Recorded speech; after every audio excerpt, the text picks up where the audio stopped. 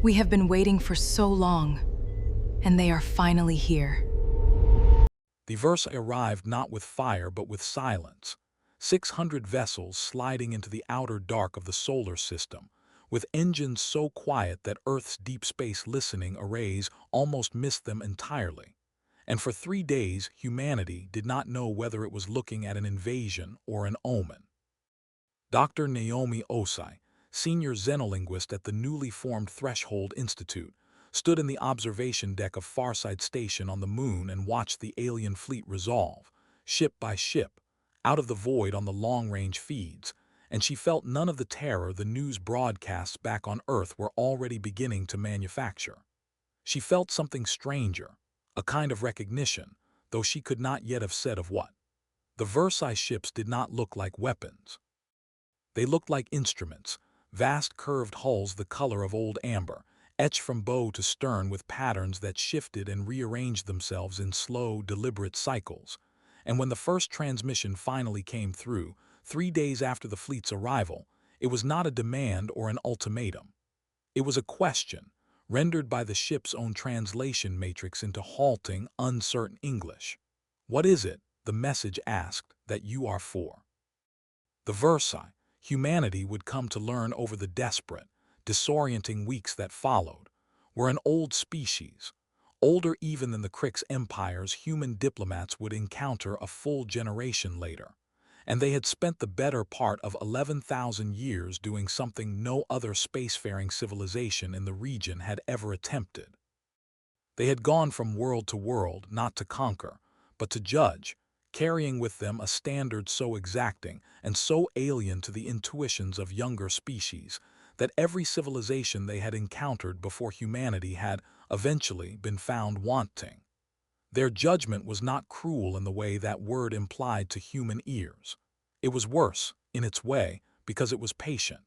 A species found wanting was not destroyed.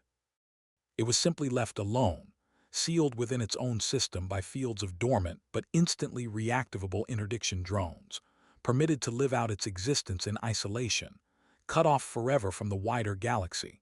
judged unready, and therefore undeserving of the company of other minds. 41 civilizations had received this verdict in the 11,000 years the Versailles had been making their slow, terrible circuit of the stars. Not one had ever been unjudged. Not one had ever been given a second chance. The criteria for judgment, as far as human intelligence agencies could piece together from the fragments of Versailles communication and the accounts of two other species who had, centuries before, encountered the Versailles fleet and lived to warn their neighbors, were not military. They were not even, in any straightforward sense, moral. The Versailles did not care whether a species was violent or peaceful, whether it had fought wars or avoided them, whether its history was soaked in blood or largely bloodless. What the Versailles cared about, the thing they had spent 11,000 years searching the galaxy to find and had not yet found anywhere, was something closer to a philosophical question than a political one. Whether a species, having achieved the power to remake its environment and eventually the stars themselves, could still find a reason to live inside that power that was not, at its root, a reason built from fear. Every civilization they had judged and found wanting, the records suggested, had organized itself in the end around some version of the same architecture. Hierarchies built to manage scarcity, cultures built to manage threat, governments built to manage the fundamental, gnawing suspicion that survival was a zero-sum proposition, and that joy, where it existed at all, was a luxury purchased at someone else's expense. The Versailles were not looking for utopias. They understood, better than most, that no species built anything close to utopia. What they were looking for, and had not yet found, was a civilization capable of choosing generosity even when it was not strictly required to, of building beauty that served no defensive purpose, of finding, somewhere in the architecture of its own survival, room for something that looked like unearned kindness. In the first 72 hours after the fleet's arrival, before Threnodi's first transmission reached Farside Station, Earth's governments did what governments facing an unexplained alien fleet had always done in the 2 centuries since first contact with anything beyond the solar system. They prepared for the worst. Military strategists who had cut their teeth in the Kryx War, men and women who had spent a decade rebuilding human defenses from the exhausted wreckage of that earlier conflict, drew up contingency plans with a speed that spoke to muscle memory rather than confidence, dusting off doctrine that had not been needed in years and hoping, without much conviction, that IT would not be needed now. Civilian populations, remembering the Kryx invasion with the particular vividness that trauma imprints on a species that has survived it once already, began quiet, informal evacuations toward the deep shelters and colony ships that had never quite been decommissioned, built during the war and maintained ever since out of a caution that no peacetime budget committee had ever successfully argued away. In the Meridian Belt resettlement colonies, where the scars of the earlier war ran deepest, families who had rebuilt their lives twice already began, wearily and without much hope of a third rebuilding, to pack the few possessions that had survived the first 2 calamities.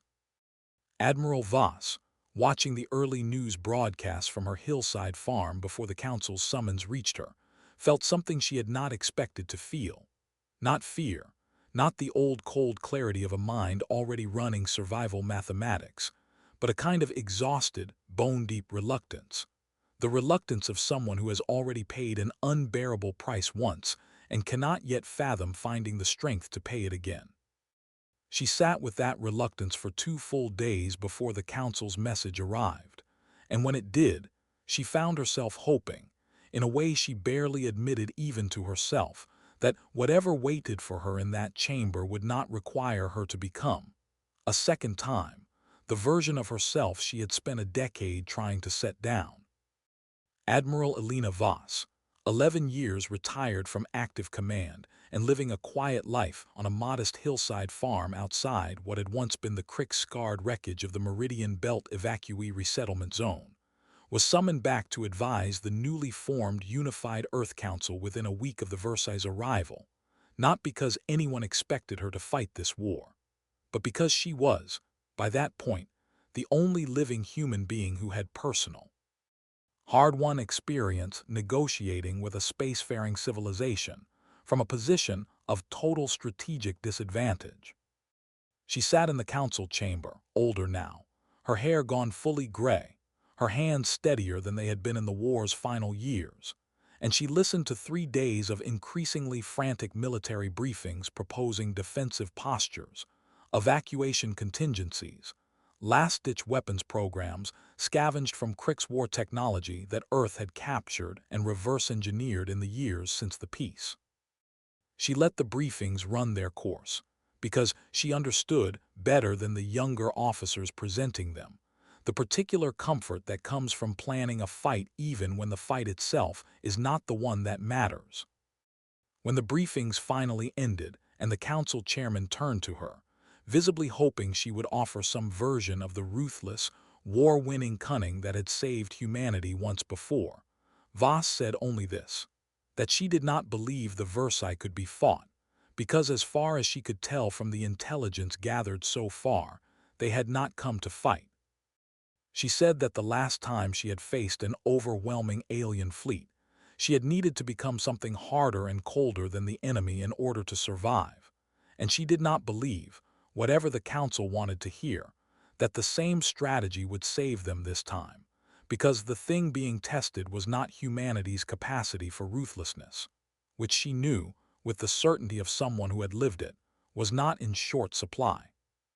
The thing being tested was whether that ruthlessness was the only thing humanity had. It was Dr. Naomi Osai, not the council's military staff, who ultimately shaped humanity's response, because it was Osai who spent the first 6 weeks of contact doing the slow, unglamorous work of actual translation, sitting for hours at a time in front of a communication array on Farside Station, building a working vocabulary with the Versailles emissary through patient trial and error,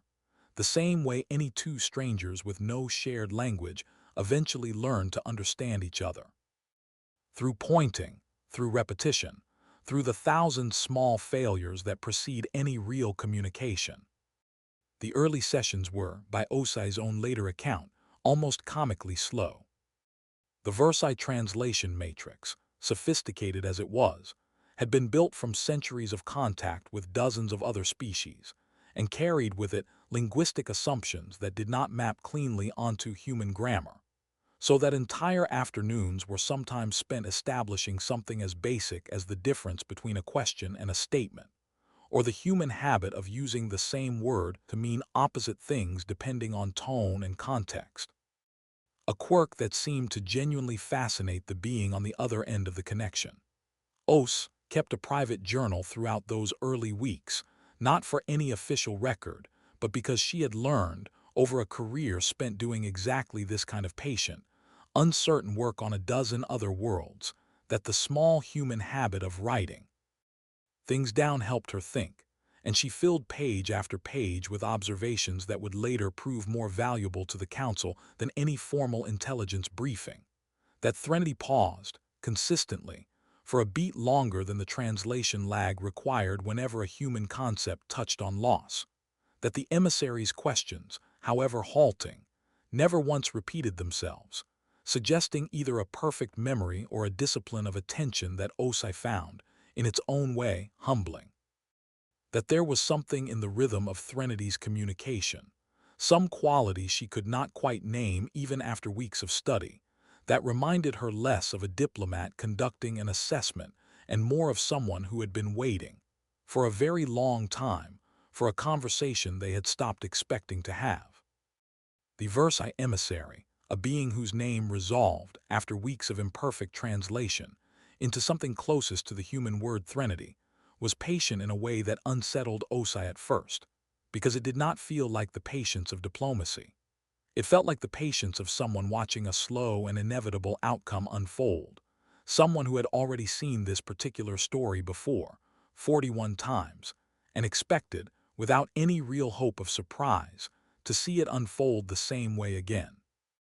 Os asked Threnody, in the 7th week of contact, once their shared vocabulary had grown sturdy enough to support a genuinely difficult question, what exactly the Versailles were looking for, and Threnity's answer, translated through a system that Osai had come to trust but never fully understand, was the closest thing to an unguarded statement the alien had offered in 7 weeks of careful, formal exchange.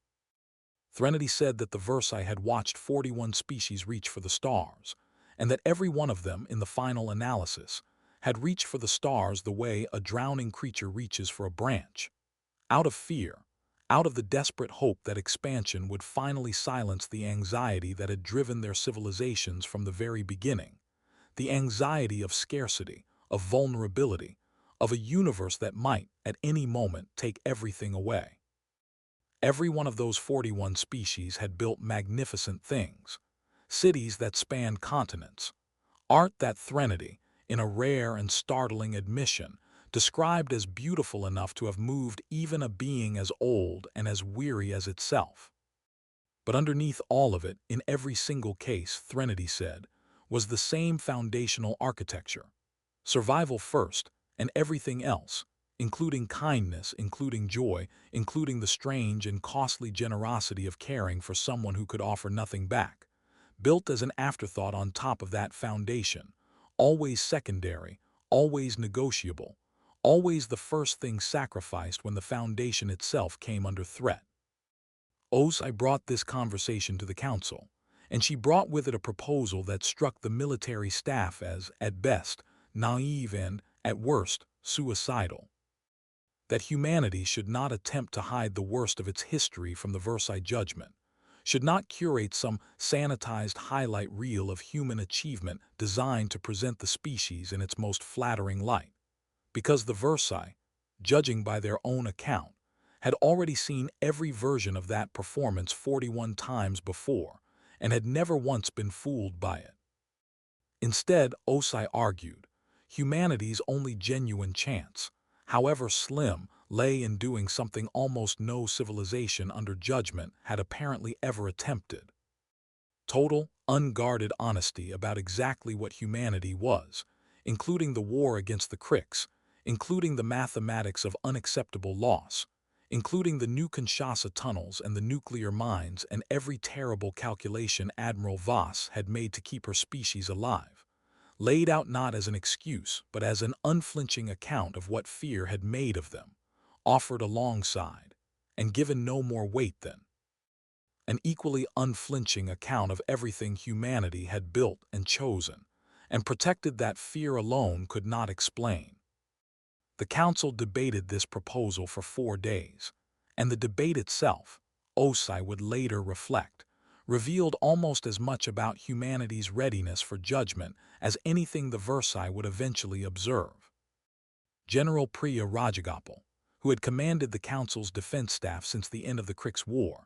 and who had spent 4 decades building doctrine around the assumption that vulnerability, however honestly presented, was a weakness an adversary would inevitably exploit, argued forcefully against Osai's proposal, warning that total disclosure of humanity's worst moments, offered to a species with the power to seal Earth off from the stars forever, was not honesty but a kind of unilateral disarmament, a gift handed to a judge with no evidence that the judge intended mercy. She was not wrong to be afraid, and Osai never claimed otherwise. The fear in that chamber was the same fear Vo SS had spent a war learning to wield, the fear that had built every defense humanity possessed, and it did not evaporate simply because the enemy this time carried no visible weapons. Counselor Ibrahim Farouk, representing the reconstituted Meridian Belt colonies, spoke for nearly an hour about what New Kinshasa's survivors would feel, watching their governor's death and the deaths of 9,000 of their neighbors laid bare before an alien tribunal with the power to condemn the species that had asked them to make that sacrifice. And he asked the chamber, more than once, whether honesty demanded by fear of a different, more sophisticated kind of judgment was really so different from the honesty demanded by fear of Kryx guns. Nobody in the chamber had a clean answer to that question, and Osai did not pretend to have one either. It was, in the end, Voss herself who tipped the balance, though not in the way anyone expected. She stood before the assembled council, the woman who had ordered the sacrifice of 16,000 civilians and the reactor overload deaths of 23 volunteer crews, and she said that she had spent 11 years since the Kryx War trying to answer a question that Fleet Marshal Threxa Van Cor had asked her in the final hours of that conflict, a question about whether humanity possessed any threshold at all, any point past which it would refuse to go no matter the cost of refusing. She said she had never found a satisfying answer to that question, because the war itself had never given her the luxury of testing one, every choice reduced, in the end, to survival or extinction with nothing in between. She said that whatever the Versailles were actually looking for, she suspected it was not a species without ruthlessness, because she doubted such a species could survive long enough to reach the stars in the first place, but a species that had ruthlessness and chose, when the choice was actually available to it, not to reach for it first. She said that for the first time in her adult life, she was being offered a genuine choice rather than a survival calculation, and she recommended, with a conviction that surprised even her, that the council take it. What followed was not a negotiation in any conventional sense, because there was, as far as anyone could determine, nothing to negotiate. The Versailles were not asking for tribute or territory or technology or any of the concessions a conventional invading force might demand. They were asking, in the only way a species 11,000 years into an unbroken pattern of disappointment knew how to ask, to be shown something they had not yet seen, and humanity's task, if it could be called a task at all, was simply to exist in front of them honestly, for as long as it took the Versailles to render their verdict. The Versailles fleet remained in the outer dark for 14 months, a period that human historians would later call, with a certain grim irony given how the previous alien encounter had gone, the long watching, and it was a period defined not by dramatic confrontation, but by an accumulation of small, unguarded moments that no strategist could have planned or manufactured.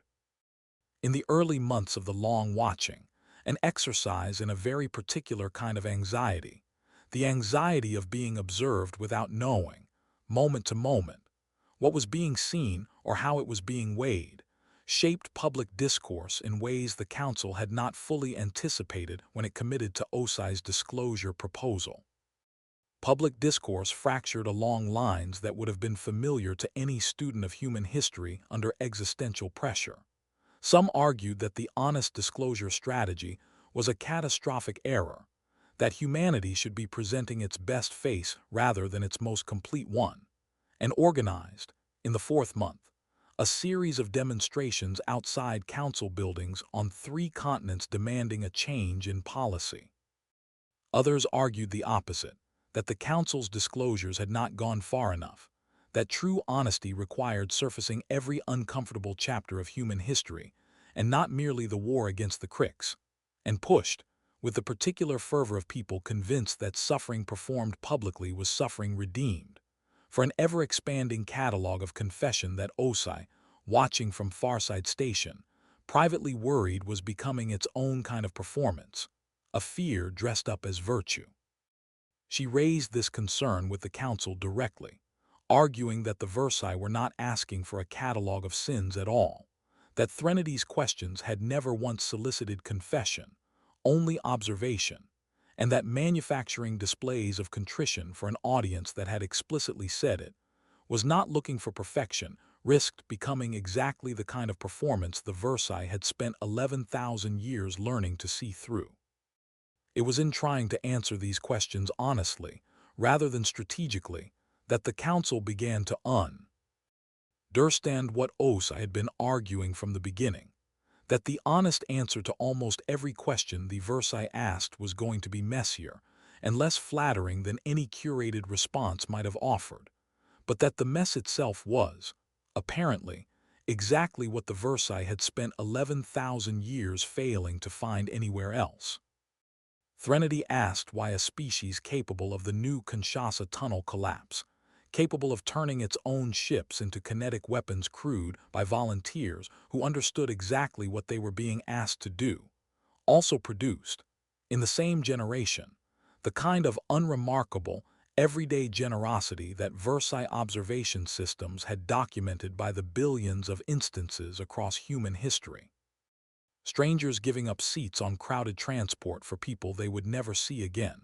communities rebuilding, unasked and unpaid,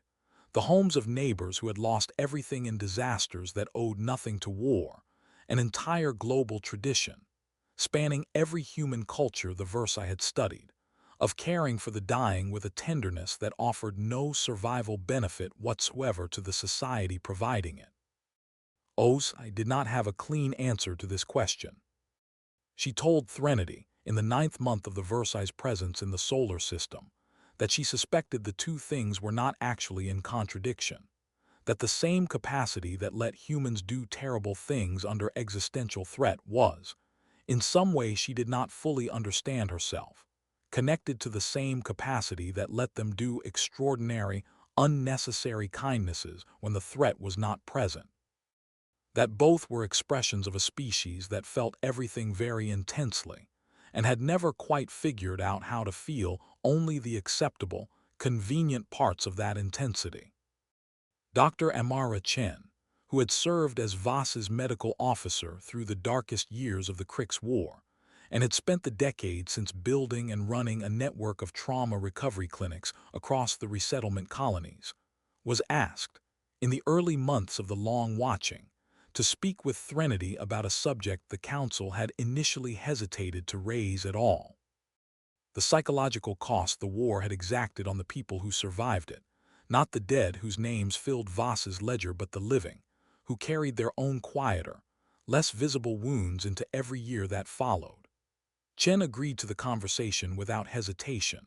though she told Osai beforehand, in the blunt, unadorned way she had always spoken about difficult things, that she did not know how to make suffering sound like anything other than what it was, and that she did not intend to try. She told Threnody about the sleepless nights that had followed her 3 days aboard the hospital ship Mercy, about the gunnery officers and pilots who had come to her clinics 20 years later still unable to sleep without medication, still startling at sounds that resembled, even faintly, the particular pitch of a hull breach alarm. She told Threnody about a form of grief she had seen appear, again and again, in survivors of the new Kinshasa bombardment, a grief that did not resolve so much as it changed shape over years, becoming for some a kind of permanent watchfulness, and for others, more rarely and more remarkably, something closer to a fierce and deliberate tenderness, as though having witnessed the absolute worst the universe could offer, they had decided, consciously and with real effort, to spend whatever life remained to them building the opposite. Chen said she did not fully understand why some survivors moved toward the first outcome and some toward the second, that she had spent a career trying to understand it, and had never found a formula that reliably predicted which way a given person would go. But she said that the clinic she ran existed, in the end, to try to tilt the odds, gently and imperfectly, toward the second outcome, because she had come to believe, watching thousands of survivors over 10 years, that the tenderness was available to nearly everyone, given enough patience and enough support, and that the watchfulness, however understandable, was rarely a place anyone actually wanted to live. Threnady's questions in this exchange were, Osai noted afterward, longer and more numerous than in almost any other session of the long watching,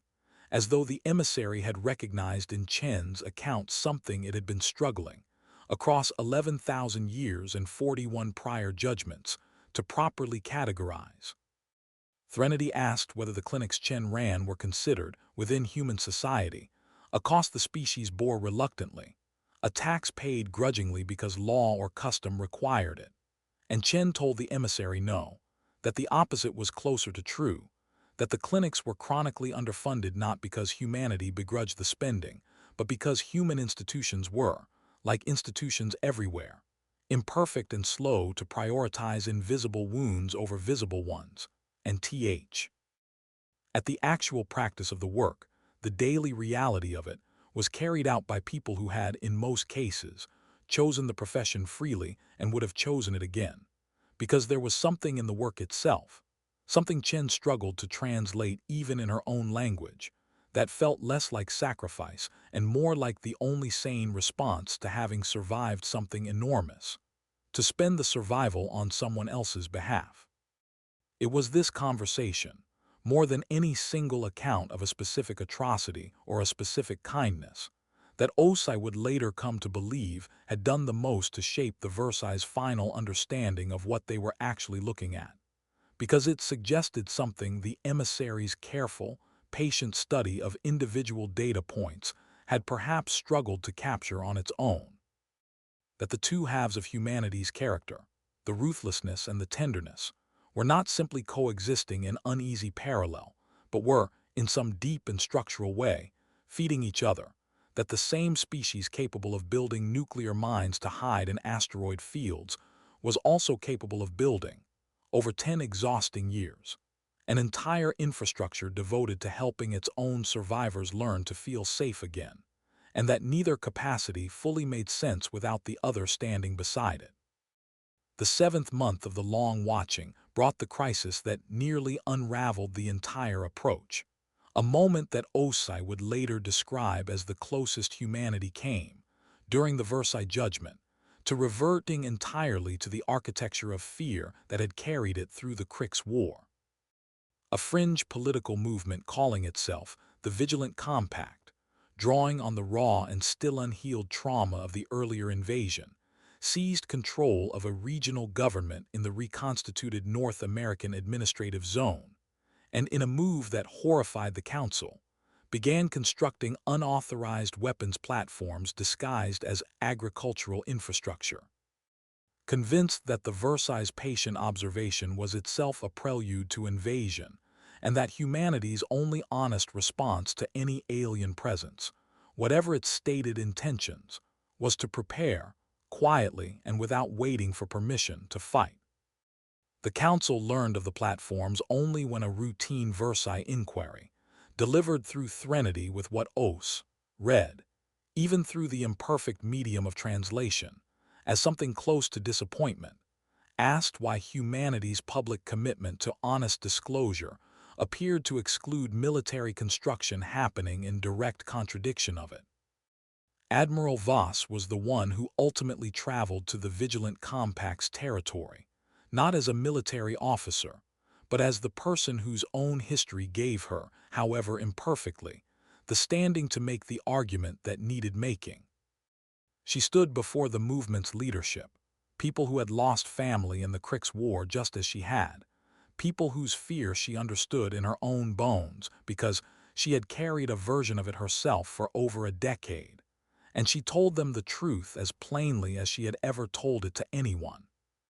That she, more than perhaps anyone alive, understood the impulse to meet an unknown threat with prepared violence, that she had built her entire wartime reputation on exactly that impulse,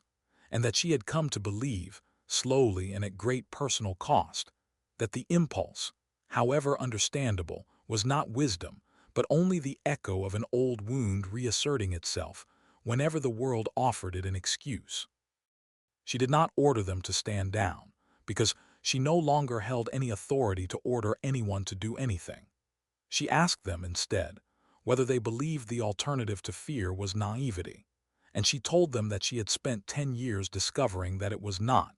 that a species could remain entirely capable of defending itself while still choosing, when the choice was genuinely available, not to let that capability be the first and only thing it reached for. The Vigilant Compact dismantled its platforms within the month, not because Voss had defeated them in any conventional sense, but because enough of their own members recognized, in her account of her own history, something closer to their own fear than they were comfortable admitting, and chose, in the end, to set it down. The incident was folded, honestly and without concealment, into the Council's ongoing disclosure to the Versailles, and Threnady's response, when it came, surprised even Osai, who by that point had spent the better part of a year learning to expect the emissary's particular brand of patient, uneasy grace. Threnody said that every previous species under judgment had, at some point in the process, produced a moment very much like the Vigilant Compact, a resurgence of the old architecture reasserting itself under pressure,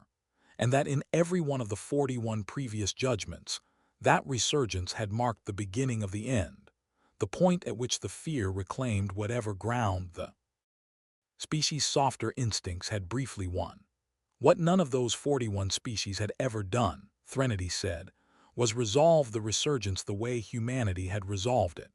Not through suppression, not through the Council exercising force to dismantle the movement before the Versailles could observe it, but through the slow, unglamorous work of one frightened person persuading other frightened people, in good faith and without coercion, to choose differently. Threnody said this had never happened before, in 11,000 years of watching, and Osai, reading the translated words on her console late that night on Farside Station, found that she had to set the message aside for several minutes before she could bring herself to answer. Voss herself did not speak publicly about the Vigilant Compact visit for years afterward, and when she finally did, in a brief interview conducted for a historical archive project long after the judgment had been rendered, she described the drive back from that regional government's territory as one of the longest of her life, not because of the distance, but because of the silence in the vehicle, hours spent alone with the knowledge that she had just done something she was not at all certain would work. Using an authority she no longer technically possessed to ask people who had every reason to distrust reassurance to trust it anyway.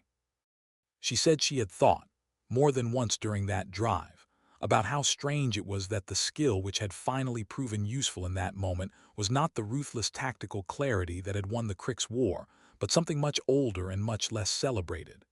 The plain, patient work of sitting across from frightened people and telling them the truth about her own fear, until they recognized enough of themselves in her account to consider, just for a moment, that there might be another way to hold it. She said she had not been trained for that kind of work, had spent a career being trained for exactly the opposite, and that learning it late, imperfectly, and entirely by necessity had been one of the strange and unlooked-for gifts of the years since the war. A second education she had never asked for and had come, in time, to be grateful for. The months that followed the vigilant compact crisis settled into something closer to the quiet, accumulating pattern the long watching would eventually become known for. A rhythm of small exchanges and small revelations that rarely made headlines but that Osai, watching the pattern build month after month from her post on Farside Station, had come to believe mattered more, in aggregate, than any single dramatic confrontation could have. Threnodi's questions grew, over these months, less formal and more curious in a way that felt, increasingly, less like an assessment, and more like genuine conversation between two people who had simply started out, through no fault of either, on opposite sides of an examination table. The emissary asked about human humor, struggling for weeks to understand why a species would deliberately construct a story only to subvert its own expectations for the pleasure of the subversion. And Os spent an entire session failing to adequately explain a joke before giving up and simply telling Threnody three more badly, until something in the emissary's careful, patient questions suggested that amusement, or something functionally similar to it, had finally arrived. The emissary asked, in a quieter and more hesitant exchange, whether humans ever felt lonely in the particular way that came from being very old and having outlived the urgency that once organized their lives, a question that startled Osa enough that she did not immediately have an answer, and it was only much later, turning the question over during a sleepless night, that she understood she had been asked, however obliquely, something close to a confession, and that Threnody, 11,000 years into a search that had disappointed it 41 times, might have been asking, in the only language available to it, whether the loneliness of the search itself was something a much younger species could recognize at all. Admiral Voss in the 10th month was asked by Threnody, through Osai's translation, to explain in her own words the reasoning behind the new Kinshasa evacuation, and the request came, Osai later noted, on a day that seemed, in retrospect, almost deliberately chosen. The anniversary, by the old wartime calendar, of the tunnel collapse itself,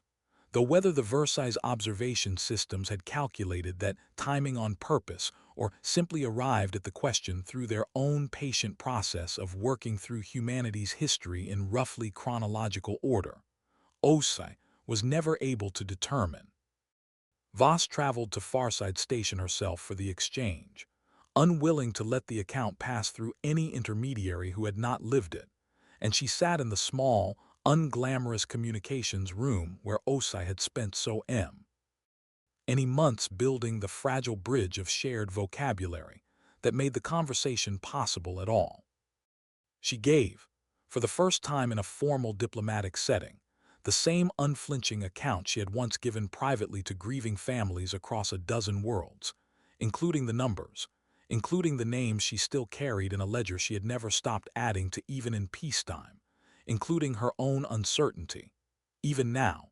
about whether the choice had been the right one or only the least catastrophic among a set of choices that had all, in their own ways, been unforgivable.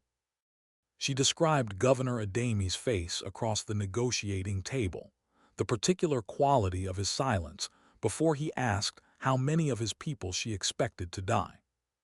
She described the 4 minutes of detonations in the asteroid channel, the 263 Kryx ships destroyed, and then, in the same steady voice, the 9,000 names that had been the price of that victory, reading a handful of them aloud, not because Threnody had asked for names specifically, but because Voss had decided, somewhere in the 11 years since the war ended, that numbers alone let a listener's mind slide past the weight of what they represented. And she was no longer willing to make that easy for anyone, including herself. She did not ask for absolution. She did not frame the account as a tragedy that circumstance had forced upon an otherwise gentle species, and when Threnody, through the translation matrix, asked whether she believed the sacrifice had been justified, Voss took a long moment before answering, long enough that Os began to wonder whether the question itself might be the one Voss had spent 11 years trying not to answer even in the privacy of her own mind. She said, finally, that she did not believe justified was the right word for anything that had happened during that war. That justification implied a kind of clean moral accounting she no longer believed existed, and that the only honest thing she could say was that she had made the choice she believed would kill the fewest people in total, and that she had been right about the arithmetic and had never once, in 11 years, stopped grieving the fact that being right about the arithmetic had still meant 9,000 people were dead, because of a decision she alone had made. She simply told the truth, the whole of it, and then she told Threnody something else, something that had taken her 11 years of quiet farm life to arrive at, and that she had never said aloud to anyone, including Dr. Chen, including the families she had visited. That she had spent every year since the war trying to build something that had nothing to do with survival, a garden on a hillside that produced more food than she needed, food she gave away to neighbors who had also survived the Kryx invasion, not because the giving served any strategic purpose, but because, for the first time since the war began, she had wanted to do something that cost her something and gave nothing back except the fact of having done it, and that this, more than any battle she had won, felt like the truest thing she had done with the life the war had left her. Threnady's response to this account when it came was not a judgment but a question, the same kind of careful, unhurried question the emissary had been asking for months, whether Voss believed the garden redeemed the ledger, whether the giving canceled the debt. Voss told Threnody no, that she did not think the two things worked on the same scale at all, that the garden did not make the ledger lighter and was never intended to, that she had simply reached a point, after enough years of carrying both, where she understood that a person could hold an unpayable debt in one hand and an ongoing, unearned generosity in the other, and that the second thing did not need to erase the first in order to be real. It was this answer, more than any other single exchange in 14 months of contact, that Osai would later learn had been flagged by the Versailles internal deliberative process as the closest thing to a decisive data point the judgment produced, though Threnody, true to form, gave no indication at the time that the conversation had been anything more than one more patient step in a very long process of watching. Some of the moments that mattered most in the end were the ones no strategist could have planned or manufactured. A schoolteacher in Lagos, unaware that her classroom's public educational broadcasts were among the millions of data streams the Versailles monitoring systems were drawing on, spent an ordinary Tuesday teaching 8-year-olds a folk song about a fisherman who gave away his catch to a stranger during a famine, a story with no historical basis and no practical moral beyond the simple, repeated insistence that the fisherman's family survived anyway, somehow, because kindness. The song insisted without any evidence beyond its own melody, had a way of coming back around. She had taught the same song every year for over a decade, long before any alien fleet had entered the solar system, not because any curriculum required it, but because she remembered her own grandmother singing it to her during a difficult season of her own childhood, and she had never once considered that the small, unremarkable act of passing it on to another generation of 8-year-olds might, one distant day, become part of the evidence weighed in judgment of an entire species. A hospice worker in rural Manitoba spent 11 consecutive nights sitting beside a dying stranger who had no family left to sit with him, holding his hand and reading aloud from a book of poetry he had once loved, work for which she was paid a modest wage that did not come close to compensating the actual weight of what she gave. And she later told a researcher compiling oral histories for the Council's disclosure archive that she had not thought of those 11 nights as remarkable in any way. That this was simply what the work required, that she had sat with dozens of strangers in the same way over the years and expected to sit with dozens more, and that it had genuinely never occurred to her that anyone, let alone a civilization 11,000 years old, might find something in that ordinary, unglamorous vigil worth traveling across the dark to observe. A group of teenagers in a resettlement colony built from the wreckage of the Meridian Belt, children who had grown up hearing stories about the tunnel collapse and the sacrifice their grandparents' generation had made, organized, entirely on their own initiative and without any adult oversight. An annual festival that had nothing to do with the war and everything to do with simply being alive in a place their ancestors had nearly died defending. A festival of music and food and dancing that Versailles observation logs would later single out, in the formal record of judgment, as one of several thousand data points that had proven, in the aggregate, decisive. The festival had begun in its first year, as little more than a handful of friends deciding to mark the anniversary of the colony's founding with a shared meal, and it had grown, year over year, without any deliberate design, into something the entire colony now organized its calendar around, an occasion that made room in the same evening for the solemn reading of names from the tunnel collapse and for music loud and joyful enough to be heard 2 valleys away, as though the colony's children had arrived. On their own and without instruction, at exactly the answer Threnody would later tell the council the Versailles had spent 11,000 years failing to find anywhere else. That grief and joy did not need to take turns, that a people could hold both, on the same ground in the same breath, and call the result, simply and without contradiction, a life worth continuing. Threnady's final communication with the council came in the 14th month, delivered not as a formal proclamation, but in the same halting, careful English the emissary had used from the very beginning, as though even now, after 11,000 years and 42 judgments, the weight of the decision required a kind of linguistic humility that more confident phrasing might have betrayed. The council had gathered in full for the occasion, every member present in the chamber for the first time since the initial debate over Osai's disclosure proposal 14 months earlier, and Osai herself sat at the communications terminal that had become, over more than a year of patient work, almost an extension of her own hands, translating in real time for a room that had grown quiet in a way council chambers rarely managed. The particular silence of people who understand that the next several minutes will determine the shape of everything that follows. Threnody began not with the verdict itself, but with an account of the process that had led to it, a courtesy, Osai suspected, that the emissary extended because it understood, better than most diplomats of any species, that a judgment delivered without its reasoning was a judgment that could never truly be believed, only obeyed.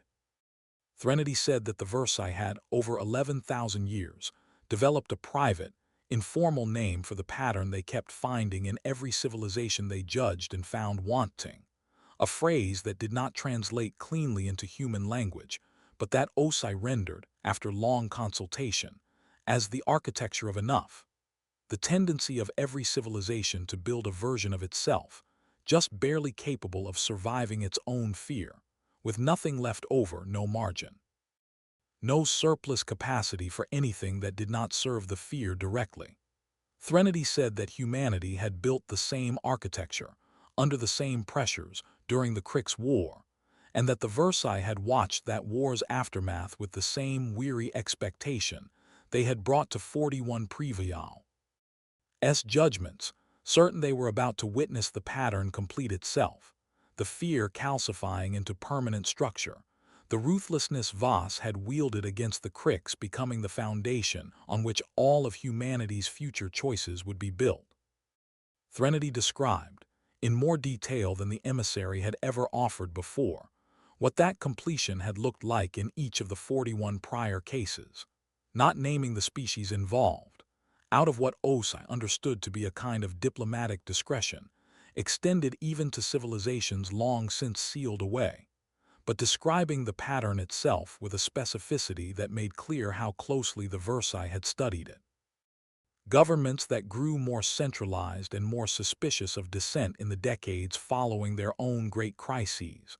arguing that the crisis had proven the necessity of vigilance, and that vigilance, once justified, was never again fully relinquished. Economies that reorganized themselves around perpetual readiness, diverting resources that might once have gone toward art or exploration, or the unglamorous work of caring for the vulnerable into standing defenses against threats that, in most cases, never returned. Cultures that began, gradually and almost imperceptibly, to treat kindness itself as a species of naivety, something to be indulged in prosperous times, and abandoned the moment prosperity felt uncertain. Threnody said that this pattern had a terrible, seductive logic to it, because in every single case, the species in question could point to real dangers that justified real caution, and the tragedy the Versailles had observed, over and over, was not that the caution was unfounded but that it never learned to recede,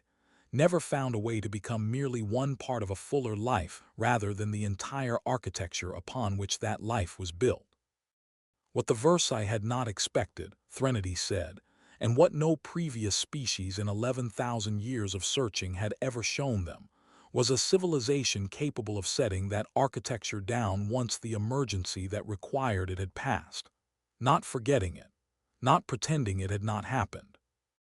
Voss's ledger, Threnody noted, had not been destroyed or hidden. It had been read in full by Versailles observation systems, every name recorded in that careful, unhurried handwriting still weighing on the woman who had written them a decade later. But alongside that unforgotten weight, the Versailles had found a hillside garden that gave its harvest away for no reason that served survival, a schoolteacher's folk song with no practical value, a hospice worker's 11 nights beside a stranger, a festival built by children who chose joy in the exact physical location where their grandparents had chosen desperate sacrifice. And Threnody said that in 11,000 years of judgment, the Versailles had never before found a species that could hold both of those things at once without letting one erase the other. Every previous civilization had eventually chosen. Either the fear consumed everything, hardening into the architecture of enough, or the softness was revealed under sufficient pressure to have been a fragile and temporary performance that fear swept aside the moment survival was genuinely threatened. Humanity, Threnody said, in the closest thing to open astonishment the emissary had displayed in 14 months of contact, appeared to have done neither. It had let the fear be exactly as large as the emergency required, and no larger, and had returned, with what looked to Versailles eyes like genuine and unforced relief, to the harder, less efficient, less defensible work of building things that gave without needing to receive. The Versailles fleet withdrew from the solar system 4 days later, its departure as quiet and as unspectacular as its arrival had been, engines fading back into the same distant dark from which they had first appeared, leaving behind no garrison, no treaty, no formal alliance, only a single standing invitation, transmitted in Threnady's careful English and addressed not to the unified Earth Council, but in a gesture that Os found more moving than any of the formal proceedings that had preceded it. To humanity itself.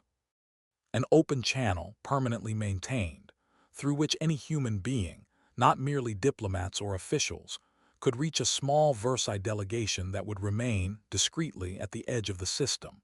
available to answer questions, to listen, to begin the slow work of building something neither species yet had a name for,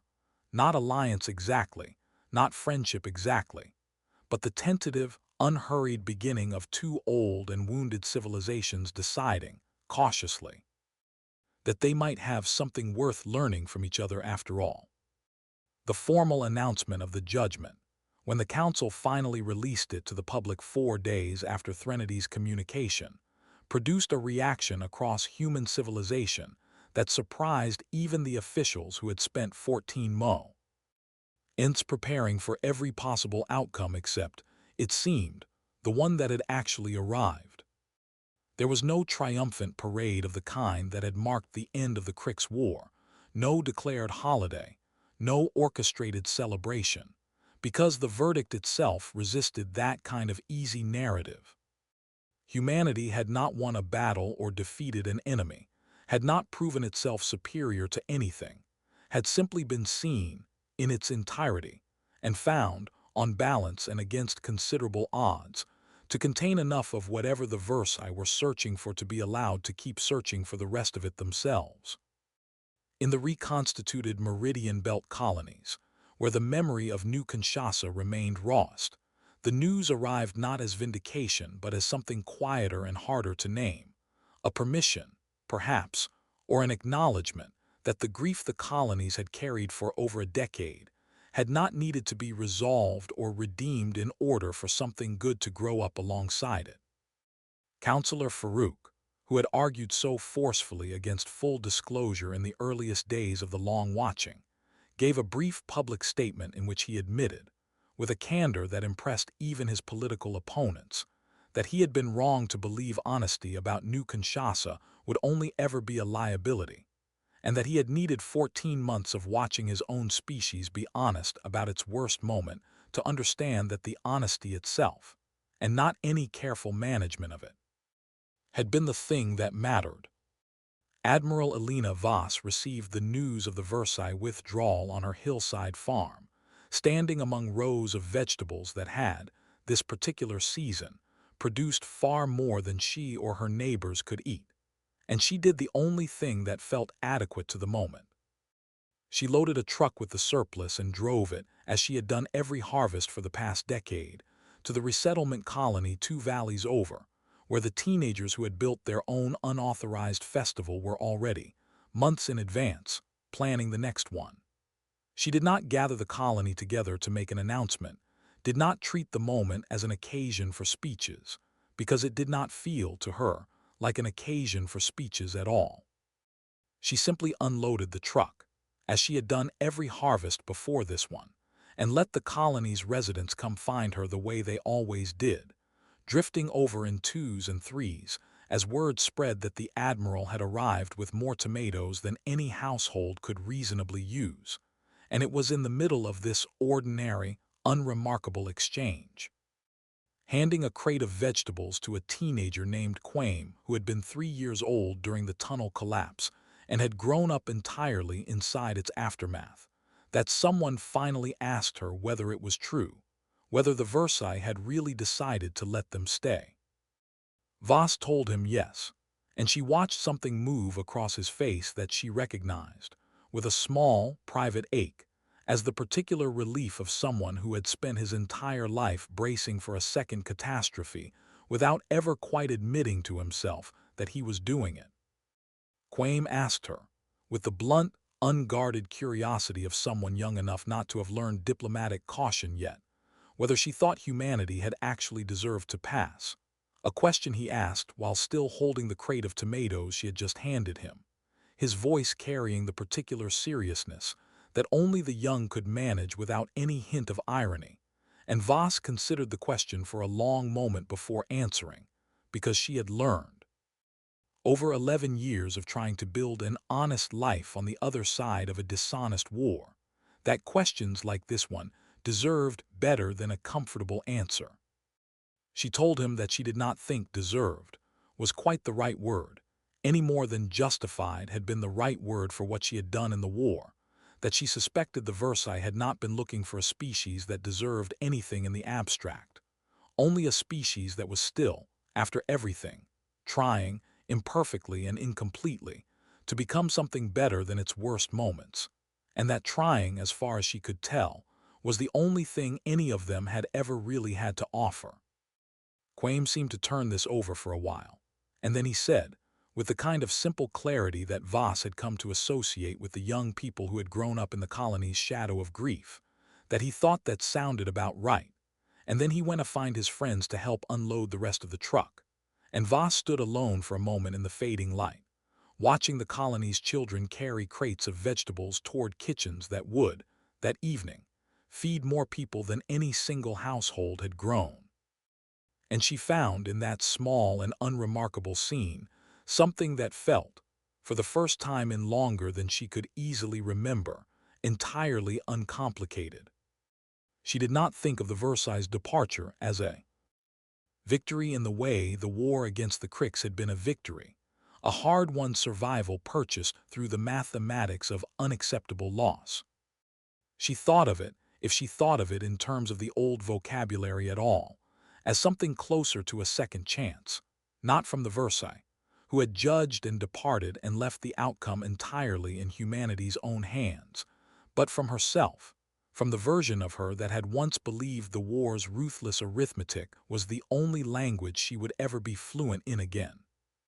She was wrong, it turned out, and she found, standing in the fading light of a harvest evening surrounded by neighbors who had survived what she had asked them to survive and had chosen, unprompted, to build joy on top of that survival anyway,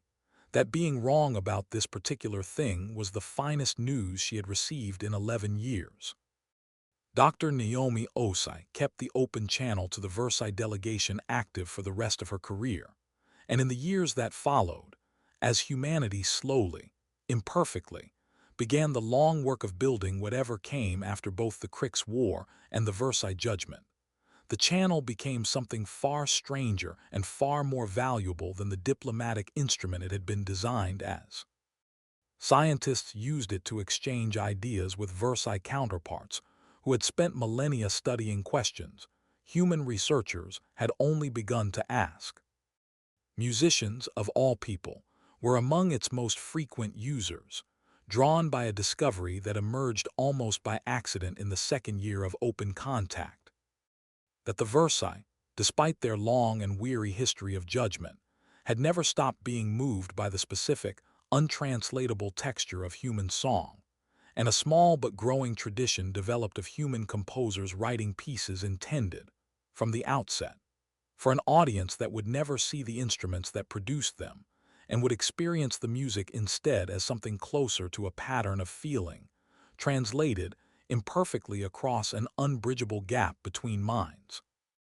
Osei herself used the channel most often simply to talk, in the unhurried, meandering way that two people build a friendship, with Threnody, who she had come to understand, over more than a year of careful translation work, not as a judge, but as someone who had spent 11,000 years wanting very badly to find a reason to stop being one. She found herself returning, again and again, to something Threnody had told her in the earliest, most uncertain weeks of contact, back when neither of them had yet built enough shared vocabulary to trust that the other was being understood at all. Threnody had said that the Versailles did not judge civilizations on their capacity for violence, because every civilization capable of reaching the stars had, by definition, already proven that capacity beyond doubt, and there was no wisdom in judging a species for possessing a tool that survival itself had required it to forge. What the Versailles judged in the end was something much simpler and much harder. Not whether a species could fight, but whether, having fought, it could still remember how to put the weapon down and mean it. Whether the hands that had once done terrible, necessary things could still, afterward, learn to hold something gently, and whether a species that had tasted the particular clarity of ruthlessness, the seductive simplicity of a world reduced entirely to threat and survival, could choose, when the choice was finally its own, to want something more complicated and more fragile than winning. Humanity, across 14 months of unguarded observation and 11,000 years of accumulated Versailles disappointment, had shown them that it could, not perfectly, not without the weight of everything the war had cost still etched into the ledgers its survivors carried. But it had shown them a hillside garden, and a folk song, and a hand held through a stranger's final night, and an unauthorized festival built by children on the exact ground where their grandparents had nearly died, and a fringe movement that chose, in the end, to dismantle what it had built out of fear rather than defend it, and in the patient, exhausted, 11,000-year search of a species that had begun to wonder whether the thing it was looking for existed anywhere in the galaxy at all. That had turned out to be enough. Years later, long after the open channel had become an unremarkable part of daily human life, after musicians had grown accustomed to writing for an audience they would never see and researchers had grown accustomed to collaborators who thought in centuries rather than careers, Osei would sometimes be asked, by students at the institute that had grown up around her original work, What she believed the true difference had been between humanity and the 41 species that came before it. The thing that had finally let the pattern break. She never claimed to have a complete answer because she did not believe one existed, but she told them, each time, some version of the same modest observation. That she suspected the difference was not that humanity felt less fear, or fought fewer wars, or made fewer terrible choices under terrible pressure, but only that it had never quite managed to convince itself the fear was the whole story, that somewhere underneath every hardened doctrine and every ruthless calculation there had always remained, stubborn and inconvenient and impossible to fully suppress, an old and ordinary appetite for making something beautiful simply because beauty, unlike survival, had never needed a reason.